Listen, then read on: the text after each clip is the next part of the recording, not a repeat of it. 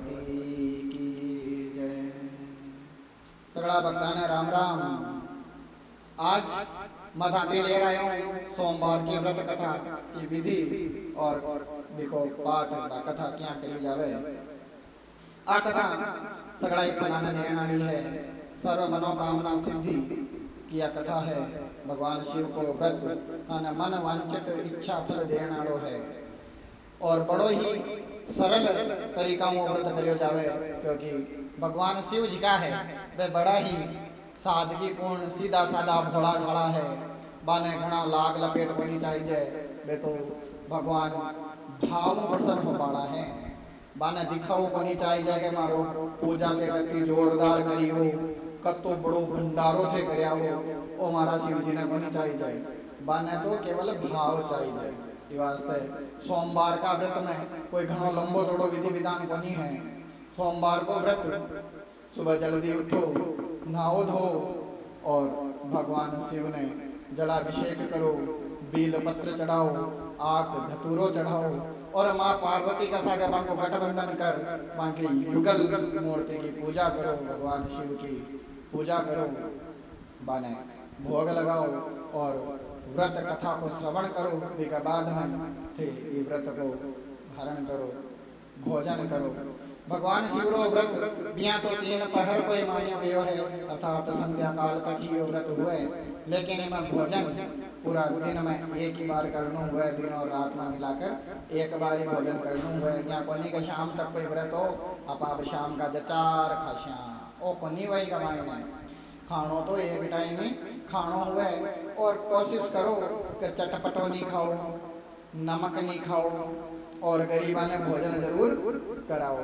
ओ व्रत सगड़ी मनोकामनाओं ने पूर्ण करवाड़ो है। कुंवारी स्त्रियां ने मनोवांछित फल देवाड़ो है। बांझ पुत्रिया ने संतान प्रदान करने वालों है। गरीबा ने धन धान्य प्रदान करने वालों है। तो यहाँ को व्रत जो सरल विधियों हैं सबने करना चाहिए। अब मैं थाने व्रत की कथा सुनाऊं, बड़ी सुंदर कथा है। प्राचीन काल में एक साहूकार हो, बिकने कई चीज की कोई कमी को नहीं, सब कुछ बिकने भरपूर मात्रा में हो, लेकिन क्यों गया ने दुनिया को सबसे बड़ो सुख है संतान सुख।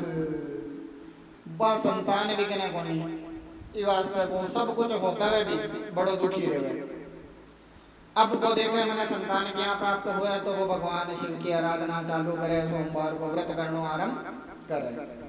वो लगातार आपका नियम हो भगवान शिव को सोमवार को व्रत करे।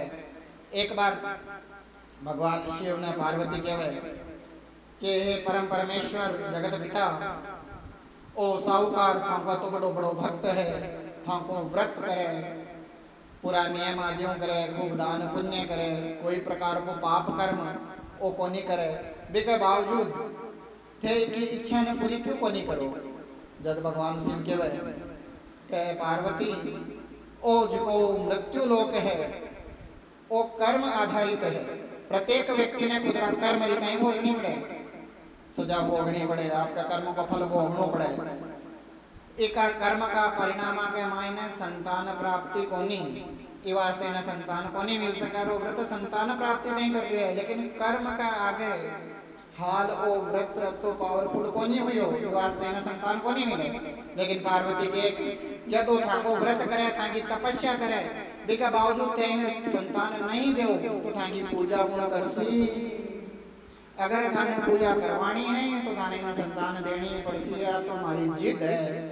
अब थाने जान स्त्री हट आगे की चली, भगवान हार गया। तो ठीक है पार्वती तू केवे तो मैं ना संतान को वरदान दूं, लेकिन आ संतान केवल 12 साल ही जीवली, क्यों ज्यादा आनी जीवली। क्यों ठीक है संतान सुख तो मिलसी का, तो वो 12 साल को वो थे 5 साल को थी ना देव। भगवान शिव साहूकार ने वरदान दे दे कि धन संतान होसी। भगवान शिव और पार्वती के मध्य जो वार्तालाप हुए, जो बात हुए, बिना वो साहूकार सुन ले हुए, लेकिन वो भी जरा भी विचलित को नहीं हुए। वो के ठीक है संतान तो मिल रही है और वो आपका नित्य कर्म पूजा में लागे हुए रहे। बिना कुछ समय बाद एक बड़ो ही सुंदर रूपवान पुत्र प्राप्त हुए।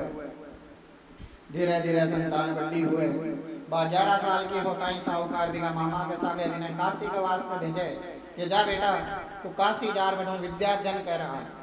वो पुत्र आपका मामा के सागे जावे, रास्ता के मायने साहूकार के आज्ञा के अनुसार वे यज्ञ हवन करता हुआ जावे, दान पुण्य करता हुआ जावे। एक दिन वे एक नगर में पहुंचे, बटे यज्ञ आदि करे।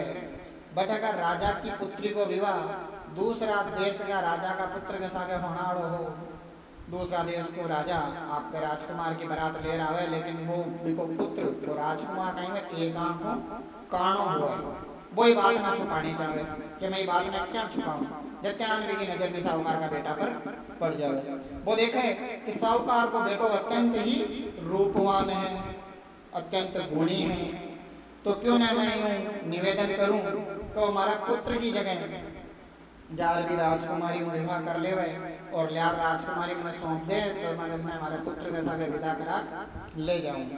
राजा साहूकार का बेटा कन जावे, ब्यूं अनुनय विनय करे, थोड़ो लालच देवे ना। वो साहूकार को बेटो देखे कि चलो हमारी वजह अगर कोई को भलो होतो हुए तो मैं कर देशूं, और वो विवाह के वास्ता हामी भर देवे।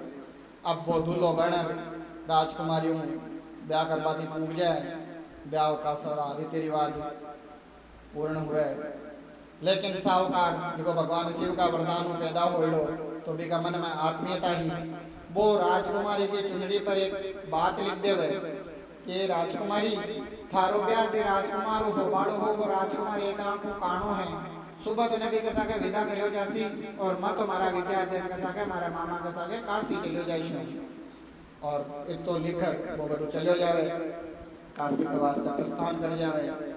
राजकुमारी को आपके पिता ने जान के कि पिताजी यहाँ के लिए एक बात है, अब काई करना चाहिए। जब वो राजा के बेटा मैं तने विदा को नहीं करूँ, यहाँ अगला आदमी के सागे जो आपने सागे धोखो करे और वो बारात में बेरंगी लौटा दे। अब वो साहूकार को बेटो और जो मामो काशी पहुँचे। जब वो साहूकार को बेटो 12 साल को हुए बिगिन बिका जन्मोत्सव के उपलक्ष्य में बड़ो हवन राख्यो जावे, लेकिन बिगिन बिकी तबीयत खराब हो जावे तो आपके मामा ने कहे मामा आज मैं थोड़ा सुस्त सो महसूस कर रहे हूँ, आज हमारी थोड़ी तबीयत खराब है। अब वो मामो कहे कि भांजा तू माए ने यार आराम कर, अटे 12 को सगड़ो काम मैं संभाल लेशू। वो भांजो माए ने कमरा में जाकर सो जावे। शिव जी का वचनानुसार 12 वर्ष की आयु पूर्ण होता ही भी बालक की मृत्यु हो जावे। मामो बालक का सगड़ा कामों निवृत्त होकर जब कमरा में आवे तो वो आपके मृत भाण जाने दे, मरेड़ा भाण जाने दे रोने लग जावे कि अब मैं किया मारा जीजा जी ने मुंह दिखाशूं, मैं जीजी ने किया मुंह दिखाशूं कहते मारे सागे इन्हें काशी भेजियो हो और मैं इन्हें मरेड़ो ले आयो हूँ। और वो करुण क्रंदन करने लग जावे। नित्यानंद माता पार्वती और शिवजी बनु निकले। माता पार्वती जो जगत माता है, परम करुणामयी है, बाई करुण क्रंदन में सुन को नहीं पावे और बा शिवजी ने कहे कि मारू और रोणो को नहीं सुनी जाए, और मैं जट खड़ी हूँ बट रोणो है ही क्यों, मैं जगत माता हूँ, जट जट हमारा पैर पड़े बट तो सुख समृद्धि होनी चाहिए, बट वो रोणो नहीं होना चाहिए। न शिवजी पार्वती की बात मान भी साहूकार का बेटा करना जावे और देखे बिना देख कर पार्वती ने कहे कि पार्वती आज के 12 साल पहले तारी जिद की वजह मैंने जन्म दियो हो साहूकार के पुत्र के रूप में, लेकिन अभी की आयु पूरी होगी है 12 साल की, ये वास्तव में ना और आगे जीवन को नहीं दे सकूं। न पार्वती कहे कि नहीं मन तो की ठाक नहीं है, मैं के दियो ने देणु ही पड़सी, इन्हें जन्म दियो, इन्हें दीर्घायु को वरदान दो। मारू करुण क्रंदन कौन सुनी जाए, मैं तो खड़ी हूँ अगर रोज हो यहाँ थोड़ी हो पचा मैं क्या की देवी क्या की मैं जगत माता। अब शिव जी आपकी पत्नी की हटका आ गए, पस्त हो जाए क्योंकि थानी ध्यान है स्त्री हटका आगे की चाली और मां को ब्याह सॉरी बेगी दीर्घायु को वरदान देर बे आगे निकल जावे। बे मामा भांजा बटा आपको पूर्व अध्ययन करके वापस निकले और पुनः जाति टाइम बे हर गांव हर नगर में हवन आदि करे और दान दक्षिणा करे।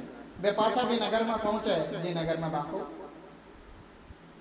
ब्याह करवायो गयो हो, साहूकार का बेटा को ब्याह राजकुमारी के साथ हो गयो।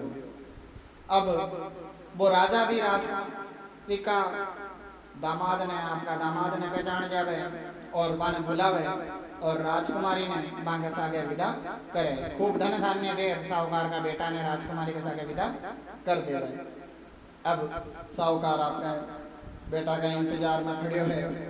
साहूकार को बेटो राजकुमारी और आपका मामा का सागे आपका नगर में पहुंचे। बिना देखता ही साहूकार और साहूकार की पत्नी बड़ा ही प्रफुल्लित हो जावे, प्रसन्न हो जावे और पूरा गांव में ढिंडोरो पिटा देवे कि काल मारे घरे पूरो गांव भोजन करे लो, मारो पुत्र आपका विद्या अध्ययन कर पुत्र वधु के साथ पधार्यो है। ये वास्ते काल पूरो गांव मारे घर पधारे लो, बड़ो उत्सव का आयोजन करियो जावे लो। इस प्रकार वो आपको पुत्र आदि को स्वागत करे। तो हे भगवान शिव, हे माता पार्वती, जिस प्रकार तेरे साहूकार का परिवार ने सुख समृद्धि दी, सुख आदि प्रदान करियो, भी प्रकार ही इस संसार का प्रत्येक व्यक्ति ने जो व्रत करे और सुख संपत्ति प्रदान कर दियो, बाकी सर्व मनोकामना ने सिद्ध कर दियो। बोलिए शिव शंकर भोलेनाथ की जय हो, पार्वती मैया की